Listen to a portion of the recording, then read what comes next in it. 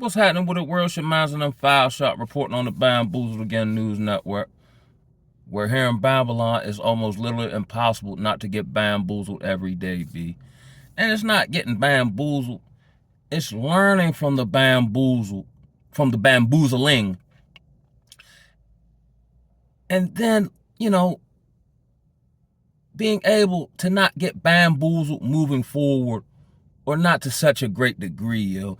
And I realize, and it makes no sense to me on this side of enlightenment. And sometimes I be checking myself, because I don't want to think I'm puffed up with knowledge or intellectually superior or anything along those lines, you understand? But for the life of me, even though I was in the world at one point in time, I no longer resonate with the world, and I can't understand why the world can't see what I see, yo. But it's from a spiritual lens. Even though I've seen things in the world as it is, my proclivities and behaviors kept me trapped in the loop, such as addiction, drinking, bar hopping, impulsivity, so on and so forth. So through behavior, I've actually been able, by the grace of the Most High, to put it all together and move in a way where I don't get bamboozled. You know what I mean? You can see the bamboozlement coming, let's say from a Jezebel, but if you're, driven with your lust, you'll still get caught in Charlotte's web. Even though she ain't for you, or she is, whatever the case may be, because you can't control the lust of your flesh, you'll still get bamboozled, and then you can't blame nobody because you knew what it was. You just did it anyway because you couldn't control yourself, which is a fruit of the spirit, right? Segue me into just my random thoughts, and I seem to have more clarity of thought. When the sun goes down, things slow down, people go in the house, and so on and so forth. So I'm sitting at the petrol station. I was just marinating on a few things, just trying to come up with something to talk about, because I got everything to talk about and nothing all at the same time. But they're all, like spaghetti noodles, all interwoven into the pot of being dumped out into the plate of the beast system, right? So I've been seeing content, hearing various news, not really in depth, seen a few clips here and there, in reference to the ICE raids, right, in Chicago. Now, just objectively looking at it, right, through the lens of just my own sovereign mind, right, and we can't stop it, but I wasn't really concerned. But eventually, what happens to your neighbor, i.e. the Hispanic, Mexican, whatever, eventually come to your front door. But we seen through the lens of social media, we weren't really, let's say the Negroes weren't really concerned, because we feel like we citizens. Even though we've had a bad state and plight here in Babylon. But somehow we think they ain't gonna mess with us when they've been messing with us since we've been over here. How? I don't understand it, yo. You know what I mean? So I guess there was, ICE did a raid on apartment complex looking for supposed Hispanic gang members or whatever the case may be. But they get everybody out in a military kind of operation. And there was news coming out, and I did see the clip where Trump said we should use these urban cities as military training grounds. Message!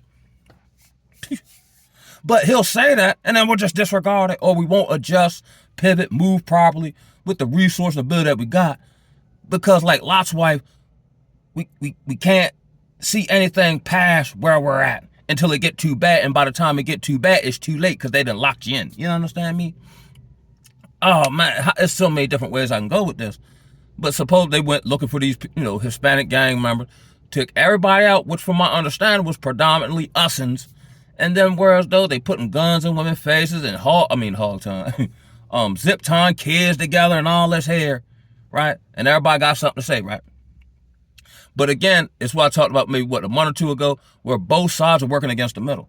So typically in these normally progressive democratic cities, the black leaders don't crack down on black crime.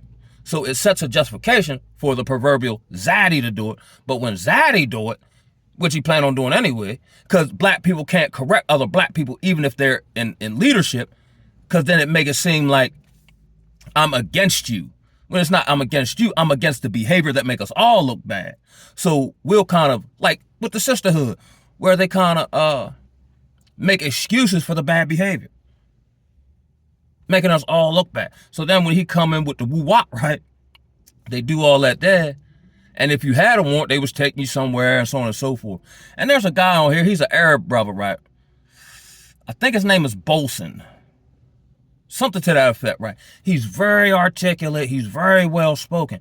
And he was talking about how ICE is basically a mercenary force operating domestically inside the United States for profit and control, you. And Homeland Security is nothing but the interface that allows them to operate. How do you have, let's say, military, whatever you want to call them, this rogue entity, right? With, not displaying any badges, any identification, putting people in U-Hauls and so on. This reeks of the Gestapo, where we don't even care nothing about none of that. And I saw something where shucks, I lost my train of thought, excuse me, y'all. I think he was talking, a white lady was asking the ICE agent what they were doing, and the ICE agent said, we work for you, yo. Again, contributing to further division, right? And then one ICE agent has said, F them kids. But again, like I said, now, if the white man say F the kids, that's bad. But if the sisterhood say F the kids and parentally alienate the father or makes bad sexual decisions and whoop, we a victim now. We're witnessing. Yeah, the fall back, but it's not even really that. The illusion of what we thought Babylon was with inclusion is being dissipated before our very eyes. And we're still holding on to the idea mentally of our job will save us. My bank account. I seen some news on how true it was. They said Bank of America was closing accounts. And see, here's what happens, right? I.e., when, let's say, the abusive relationship partner leaves the abused person who's just hoping and wishing they'll change their ways through love and all this here, then the abused party loses all identity and all their efforts to get the other individual to treat them better went by the wayside. And then the abuser then leaves for whatever the reason. They're left a shallow form of themselves. The only thing that was holding them mentally together was their attachment to an abuser. That's why I practice detachment. My identity isn't tied into my attachments, my job. It's just stuff I do or I have to delve into or whatever. But that doesn't hone my identity. As I went through this process, and the brother Huey Long made a comment in the last video, and the brother On Another Dimension, shout out those two brothers, right? My own sovereignty in captivity. Don't nobody tell me what to do. And I really live like this. This isn't just like tough talk. And I didn't consciously think. I just started spiritually moving in this manner. And then my brain caught up to it. Yo, I don't take no disrespect, yo. I don't care who it is. Not because I'm tough. Oh, man, you're not going to disrespect me. Because ultimately, I don't tolerate it because it disrespects the journey the Most High set me on that made me and formed me into this. That's why I don't allow no disrespect. You know what I'm saying? I don't allow people to insult my intelligence. If I'm wrong, I promptly admit it, like in the NAAA literature. I don't have an ego or image to maintain. You know what I'm saying? And I'm noticing for those who are in these various programs, like I talked about maybe a few videos ago, whether it be, let's say in the Negro community, the hustle, scamming, drug dealing, street degenerate program, which funnels you into prison and takes you away from your family. Let's say you go on the opposite side of that and you in the kind of the Simpy program, which said, well, I think we're all, due to Adam, I think we all got some simp in us, yo. Let me say that, right? But let's say you fall overly into the simp program, thinking the more I do for people, here in Babylon, maybe somewhere else in the world, but the more I do for people, eventually they'll respect me and da-da-da. And then you wind up, like, let's say at my age and you're 40 and you're a former shell of yourself and you can't shake back. You know what I'm saying? So now your whole focus is to obtain resources to give to somebody else. But as soon as you don't have them resources, or even when you do, when we see, here's what's crazy, yo. You know, back in, let's say, our grandfather's time where, men were provided as part of masculinity, fatherhood, so on and so forth. Now you get punished for doing what you're supposed to do, but you get punished because you do it with the wrong people. And seemingly, here in Babylon, they're all the wrong people to deal with, for the most part and generally speaking. Provide for a harlot and see how far that gets you. Here's what's crazy. Again, both sides working against the middle. The best way to deal with the harlot is and by no means do I condone this, I'm just conceptually thinking at this point. The best way to deal with a harlot is like a pimp, you know what I mean? Carry her, play mind game, da-da-da. And if you deal with her wickedly, you'll actually get a favorable outcome and behavior. So you're actually getting rewarded by doing evil and engaging with something the Bible says you shouldn't. But if you do it the wrong thing in the right way, you'll get a reward. So you'll get better treatment out of harlots, you. Woo, woo. It's mad wicked and it's mad wicked, B. Word up, man. You know what I'm saying? But let's say in empathy and maybe lack of knowledge, right? You see she's a harlot, but you have compassion, empathy on her, so on and so forth. You ready to get your hind parts handed to you. Like the Bible says, what man can take fire into his bosom and not be burnt? You know? And I've done it. Because in my little kid mind, I'm thinking I'm supposed to go out and do good, which I am and still do. But without wisdom, I don't have the ability to discern when, where, and how to be empathetic, give, so on and so forth, and not do it to the point where it erodes me when it was a long, arduous fight to get me back. And I didn't realize how valuable I was until I got me back, such as peace. I didn't realize how what a blessing peace is in an insane asylum of a country called America. The peace that gives you the ability to critically think, deductively reason. You know what I'm saying? To be strong enough to have your own convictions that don't impose or inflict on anybody else. And everybody hates you for it. When everybody in the world or online was saying, oh, they perpetrated a fraud or they weren't who I thought they would, then when you authentically who you is, they get mad with you. Again, both sides working against the middle. I'm beginning to see this reality. That's why I want to leave the country. I want to see something else, right? To compare Babylon to, right? It's almost like I'm player one in the game at this point, you. You know what I'm saying? Like nothing makes any sense. And then when you kind of, you know, we can all have our various opinions and so on and so forth. But if you have an ulterior opinion, I want to hear how you got to that opinion. But most times, more often times than not, the opinion you had was based on whatever TV programming you were watching. Which there was a German guy, I guess during the Nazi times or whatever, and he came up with this scientific thesis saying that human beings are nothing more than biological machines. So under that premise, if they're technically you can program a machine, and that is exactly what they've done. They've constructed a world on top of the earth that's an illusion. The 9 to 5, the 40-hour work culture, and maybe back it might have worked, but now, for the most part, from the numbers I'm saying, even if you worked at your job, let's say 15 years straight, how do you work a job 15 years straight, miss 2 paychecks, and are darn near homeless? It doesn't make any sense. So you mean tell me after 15 years of working the same job repeatedly, right? You mean tell me that in 2 paychecks, I can find myself in the same situation as someone who's been homeless for 15 years?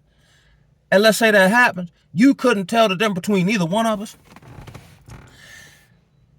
This puts me on a time construct. The concept of time or the construct thereof doesn't make any sense anymore.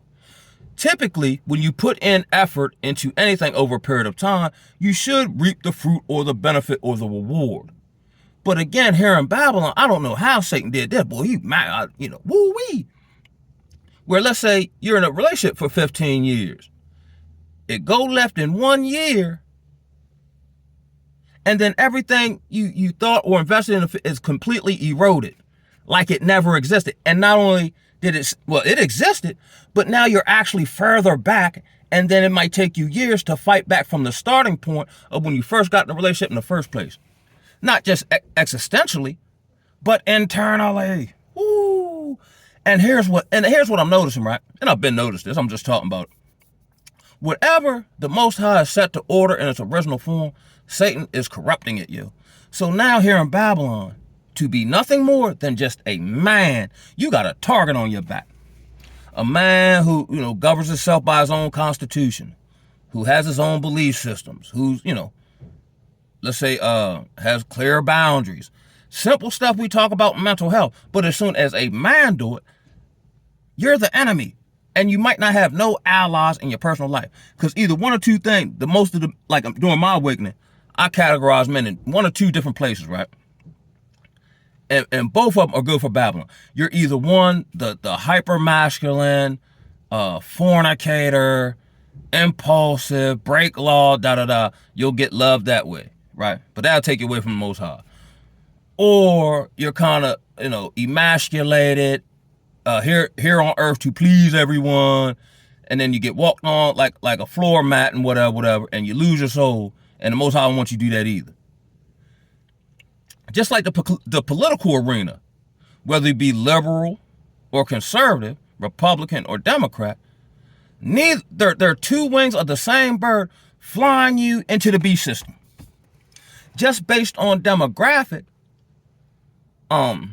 let's say, okay, like say I'm a 43-year-old black man. If they want me to do something, then then they got LeBron James to come say something to me, or, like when they want, zap you up and all that there. Who they roll out? They rolled out. Here's what was so appalling, right? And we should have got mad about this. When they had the Democratic National Convention with Kamala, who we didn't pick, they just gave her to us as such an egregious selection that everybody had no choice but to vote in Caligula, right? They had abortion vans at the convention. You know what I mean? You can rile up your party and get rid of your child at the same. But then they brought rappers and twerkers and all that. And that was the representative of black culture, which mainstream-wise, that's how the world sees. And everybody, these great democratic, progressive intellectuals, had no problem with that.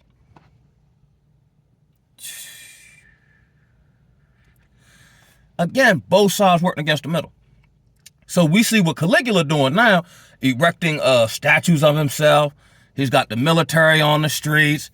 Operation Warp Speed, you know what I mean? He's taking people, don't know where the Hispanics going at. You know what I'm saying? Are they just being interned like Guantanamo Bay? And here's the tripping part. This is why I start going all off on the woo-woo. Here's the tripping part though, right?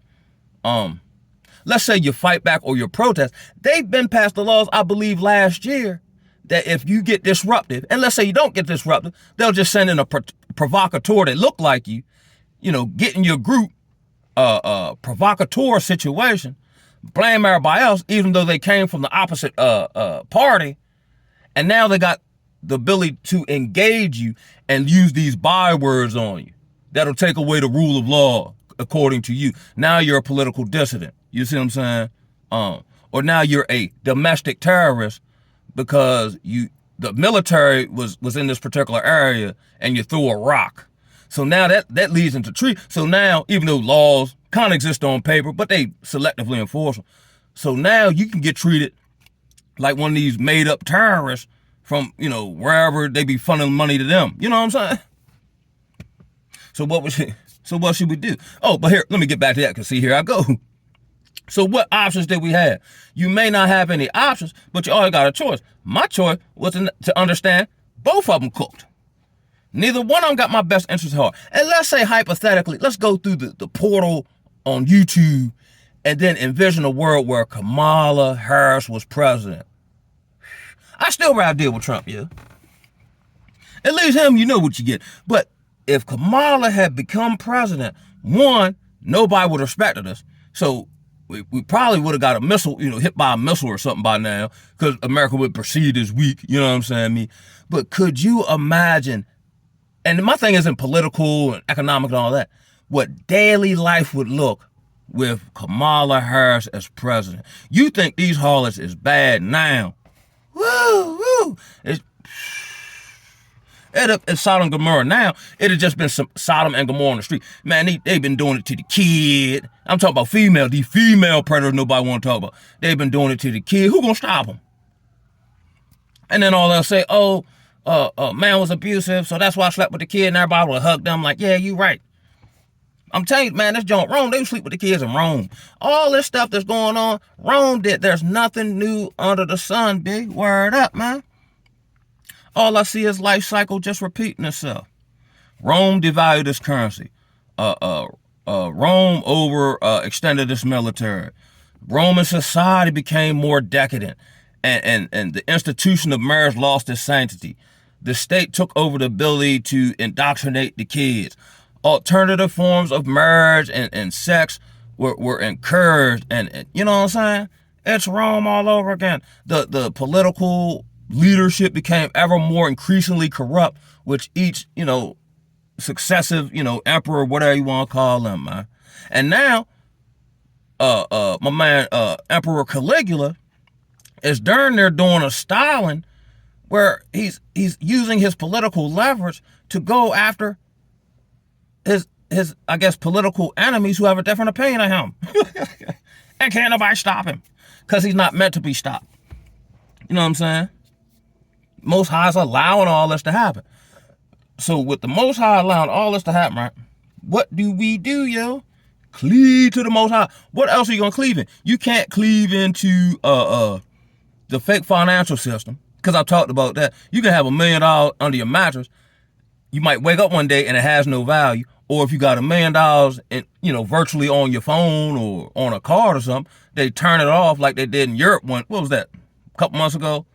Then what you do? You know what I'm saying? We're in a prison planet, yo. And that's why I say this. Now, I've never been to prison. I've been to jail a few times, you know what I'm saying? But in prison, you're stripped of money. So typically, and I don't deal with social hierarchies either, right? I just operate sovereignly wherever my feet at, right?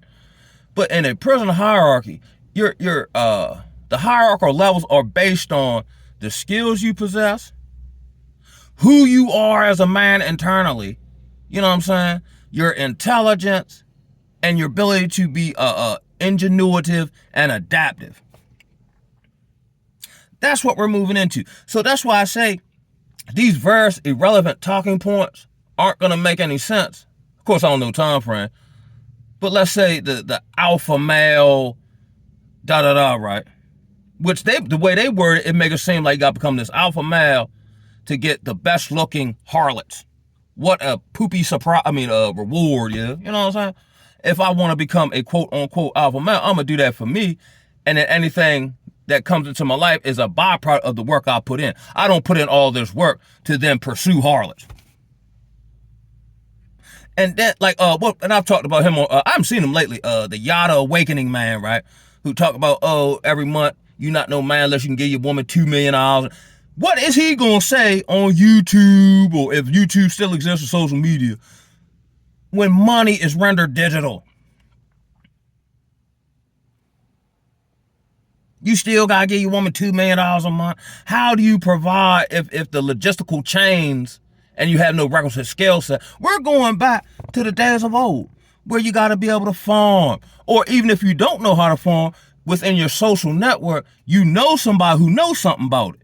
And then you're able to offer them a service that they don't personally have. That's what makes a community. That's why our communities are in shambles, because they set up a community where we don't necessarily need each other. Actually, they've taught us to be in competition with one another. I farm, you hunt. You see what I'm saying? You're knowledgeable of blacksmithing. You know what I'm saying? So we all have a vested interest in each other's survival. Because if the farmer takes the drop, I ain't gonna have no vegetables go with this meat, yo. So we gonna, like the kings of old used to bring their various city kingdoms together and fight against a common enemy. You know what I'm saying? But it won't happen. Because it's not meant to happen. Not in mass, no way. We'll be at each other's throats. And we darn near at each other's throats. And ain't nothing really done happen yet. They play with and toy with tariffs and budget cuts and whoop the whoop the whoop. But as it currently stands, at least where I live at, you don't noticeably notice, less selection at your grocery store. You understand me? Not right yet. But you won't see it because they frog in the boiling pot of water, do you? You know what I'm saying? And they put you in the warm or wherever you at with it, and then they're just slowly turn up the heat. So you can feel it, but it's not enough for you to get out right then and there. You see what I'm saying? I like me myself. I like to hit the ejection button. Boing, I'm out of here. You know what I'm saying? And that's an aspect for me of faith. You know what I'm saying? To trust in action. How did Paul, how did he say it? I'll show you my faith by my work, even though we don't use works to get in, but I will show you my level of faith by my work and my behavior. I will show you I don't care about anything that draws away from my spirit by leaving it. I don't want to talk. I mean, of course, I'm on YouTube, but I don't want to keep like I'm getting real. My tolerance real short. Now, if you're asking for clarification, I'll give it to you. But arguing about why I am the way I am, like I gotta prove myself to you. Who's you again, yo? And trust and believe. And I get kind of a little right, because I ain't think I could do it. And the only reason I got through it because of the grace of the Most High, right? This isn't because I'm so rah, right? But if you had to walk a mile in my shoe for the last decade, you wouldn't survive. You know what I'm saying? Not y'all, but I'm just talking to the average person. I'm attempting to empower with the reality of the situation that you in, existentially and internally, because most of the people I deal with are in the mental health substance abuse field, right? But if you can get it together, because you suffered a whole lot, so you're actually probably more wiser and cunning than the average person. You darn near have to be a magician to get high every day with no money and no job, yo.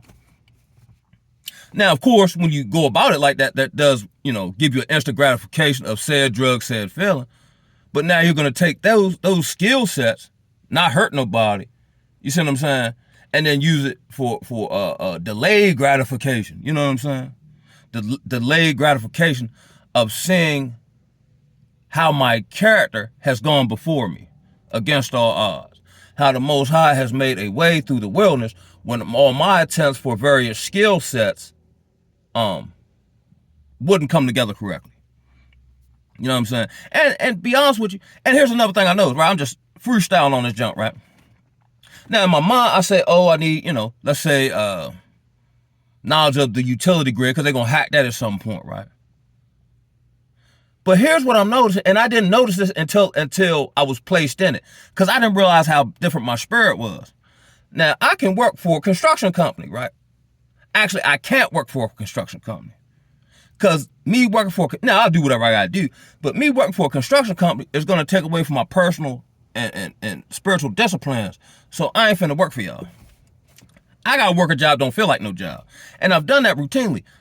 I've had jobs, been mentally locked in, like, this, I can do this and pay this, whoop, whoop, whoop. Look, get all the way to the door and can't open it, yo. And I'm tripping, but my mind saying, yo, go ahead. My spirit is not letting me nudge. Almost how when Paul had that dream about he was supposed to go somewhere and say something, but when he actually got there, he said the spirit wouldn't permit me to talk. And then it told me to go somewhere else, or it led me somewhere else. You know what understand me? I'm like, I'm tripping, I'm getting lazy. Do I think I'm better than? I can't do nothing. My spirit ain't in, and my spirit ain't in most of this stuff. Now, mind you, by the same token, I probably couldn't work for a construction company unless the Most High triggered my spirit to then be zealous to work for this particular company, because it got something to do with the path I'm on. But I can't work for no construction company. But I could work for a partner of mine that I personally know all day long for his construction company, because that's my partner. I hate corporations. I don't like the corporate graveyard. I don't like none of it. And I'm not the type of Negro, and I knew this when I was younger, I'm not the corporatized type of Negro. And I said this to myself when I was like high school, because, I work for, AT&T corporate or whatever. And no knock on anybody to do that. But I know for me, that would probably not going to happen, due to the fact when I go to AT&T corporate on Friday, I can't wear my Malcolm X dashiki. Why not? No, be all stiff and, you know what I'm saying? Gosh, and greetings, sir. And come on, cuz. I used to think, when I was a kid, I used to think you had to be real tight and, you know what I'm saying? But the spirit is freedom, you know what I'm saying? Free to be me and don't care what nobody think, you know what I'm saying? That's a freedom in and of itself, to be legitimately and genuinely you with your personality quirks and, idiosyncrasies and whatnot, you know what I'm saying? And be out with you in your own skin. And it's a blessing when you meet people who appreciate your weirdness, you know what I mean? Now everybody putting on this donning of what they think other people want to see and don't know about, man. And I've tried it, because I thought I thought it would like make life easier. Not that sense that I want an easier life, but like it would like not make my people worry, because I keep getting into it with people. I'm the best version I ever been, right? And I get more hate. I get more shadow banner, not that I care, it's actually a good sign, than I ever had when I was a scourge upon the earth and looked like Skeletor. You understand me? But I just caught a video from the brother, Truth Unedited, and that's part of waking up. The isolation, the friends going by the wayside, the issues with your family because you're growing, and that's all a part to walk. And at the time, I didn't see it, and I think he didn't allow me to see it because he wanted me to fail a few times so that I could further submit, because I think I'm smart. You know what I'm saying? I still think I'm smart. But even my smartness wasn't, I just gave myself smartness. That was an ability. But that still has to be under the subjection of the will of the Most High. Because there are ways that seem right. I mean, even when I was in the world, I did a whole, that seemed right. And it would have led to my destruction. You understand me? Word up, man. I went from ICE in Chicago to a personal journey. But that's how I do it. Because it's all intertwined. You know what I'm saying? Let me get back to the ICE people, right? Stay out the way. You know what I'm saying, me?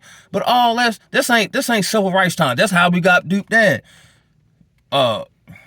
Just stay out the way. Go to work. You know, like if you in the streets, you know how to kind of, you know what I'm saying?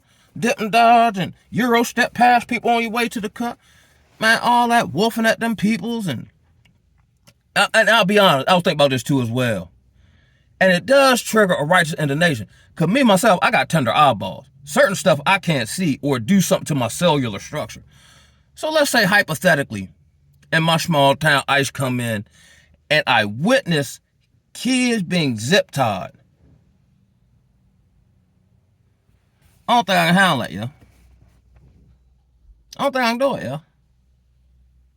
I asked my grandmother one time. Now, mind you, during my formative years, and I think that's why I'm like this. I forgot which disciple it was, but they called him like something, the zealot, which I think in that translation was like a revolutionary kind of, or he was like, he wanted to see, you know, the kingdom of Christ in a political form in the physical realm at that time.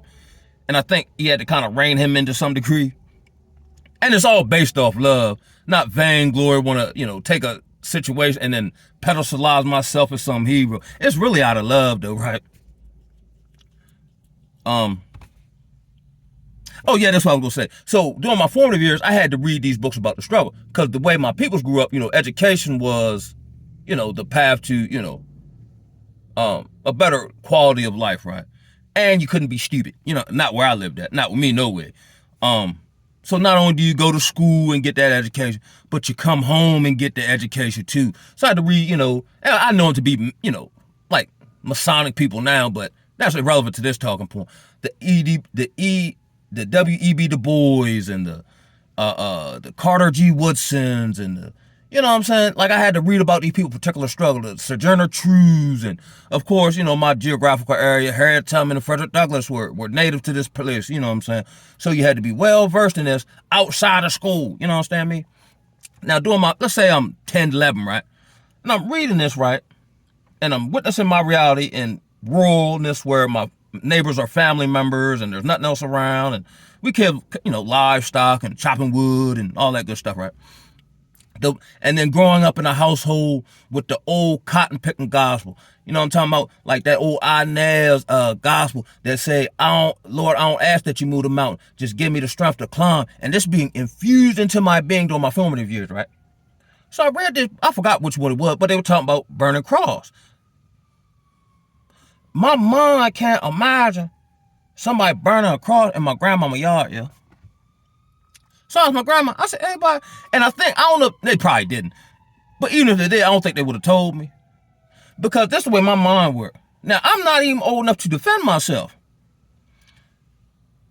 But had I found out, that somebody burnt a cross in my grandmama's yard, in my mind, if I don't avenge that, I ain't got no business on earth. What I'm supposed to, they burn across my grandma's yard and I just go to work or I go to school and act like it didn't happen? I'm supposed to be a defender of family, even though I can't defend myself. But my brain say, ain't nobody gonna do that, even though I can't stop them from doing it. It's still not gonna happen. Not on my watch. And then they say, yeah, but the way my brain works, this is my grandmama. This is the woman who makes sweet potato pies and whatnot. And the oppressor done burnt and skipped my grandma. You got a problem with me now. And I'm the most, especially during my, formative years, and, I wasn't really corrupted by the world, kind of see the world and all that. So I was very wholesome and, you know what I mean, very, very loving. I was just, a studious young chap, if you will. You know what I'm saying? But certain stuff triggers stuff in me, even now, that rises up almost like a darkness or a righteous indignation, where I really feel and I sense it. There's some stuff going on in the core of my DNA that my conscious mind can't discern, but it feel it. So when I hear certain stories, let's say about something like that, it make me growl, yo. Then I begin to see these people in ones and zeros like Neo. Now, of course, let's say hypothetically, I was to engage, I'm going to get my hind parts handed to me. But that's okay, because at least I stood, fought, even unto unaliving, because you can't do that and get away with it on my watch. That's why I pray Most High keep me away from certain stuff. And I've had, not too glorified by any means, but I've had physical altercation with authority figures and so on and so forth, and thought I was contributing something to the cause, yo. I didn't even care about going. I really thought that, yo. I thought the community was going to rally around me and all that. No, I was just another Negro going to jail, and life continued on as it was. Then I stopped, and I did a few more times in my own kind of way. That's why, I'm talking about everything. That's why, I started dealing with, let's say, single mothers, right? Because where I was at, you can only deal with whoever you're around or in privy to. But in my mind, it's not that I'm a simp. In my mind, I'm looking at, of course, the mother too, but I'm looking at the kids, so I'm going to do my part to change the trajectory of these kids' lives who don't have a father. I didn't know all the nuances of them still, the attachments to the fathers and how that's psychological. I didn't know all that. I actually thought I was doing a good thing. And most brothers who do that, we just didn't have the label. Put a simping. We thought at that time that if I do right, or if I quote unquote save someone from their situation, they'll respect me, yo. They will be loyal to me, yo. Come to find out, in the age of our awakening, that ain't the case. It's actually the opposite. I get more respect from harlots, and I don't carry them or nothing like that, but not paying them no mind. You know what I'm saying? And ultimately, as a mind, that's what you want. To be respected and to give respect, yo. That's what helped keep the world in order. So in our communities where there's not that component, that's why our children have now become on demon time, because there's no respect. They haven't seen any respect. If little cuz is in a house and he's seen 17 different dudes with his mama, even if he can't intellectually identify, it's gonna do something to his mental state. He's gonna view women a certain way. He's gonna view men a certain way. You know what I'm saying, me? On the flip side, let's say little sis is growing up in the household and she sees all these men come through, or whoop the whoop the whoop, or da da da. And I've seen personally in my life where, and we know this to be the case, where these women groom their female children to be the exact same woman they were. Sad state, but they can do that if there's no male. And typically, they don't want a man in the house. They either want one or two things. They want you to have money and be stupid, or you just come out of jail and you know what I mean, and they got leverage over you. And then what they'll do is they'll get money from the stupid man with money and give it to you. You know what I'm saying? It's insane, yo. That's insane in the membrane. Insane in the brain. And I'm not, and this is no judgment. I'm like Tupac. I ain't trying to gas you out. I'm just calling it how I see it. And because I see it the way I see it, and what does that tell me? Don't fool with it. Actually, here's a good rule of thumb. Outside of what you got to do to maintain, sustain, provide for you and yours, I'd say darn there ain't nothing supposed to be fooled with. About the only thing I can see myself doing is like maybe one of them Michael Basin or one of them Tom Joyner cruises or something. You know what I'm saying? Where it's a certain energy cultivated, where everybody on pieced up and creased up on Mac mode, everybody smoothing and grooving. You understand me? Man, I'm not going to NBA Youngboy concert. Man, they gonna have the hairs on my arm stand up, feeling all that wicked energy and all the harlots. And I don't even like hanging out on the street. Sometimes I see homies, I might stop and chat with them, but I just feel so out of place, man. And not only that, or just, geographically speaking. But I feel out of place conversationally. They ain't talking about. We not talking about the stuff that I'm sharing with y'all on here and getting feedback, and the conversation is feeding me. And I think that's what it is. Most stuff don't feed my spirit or my soul here in Babylon, yeah.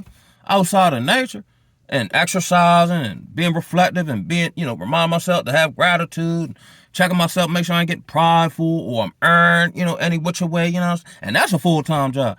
Because what's that scripture? The same temptation that afflict you afflict your brothers also. So, you know what I'm saying?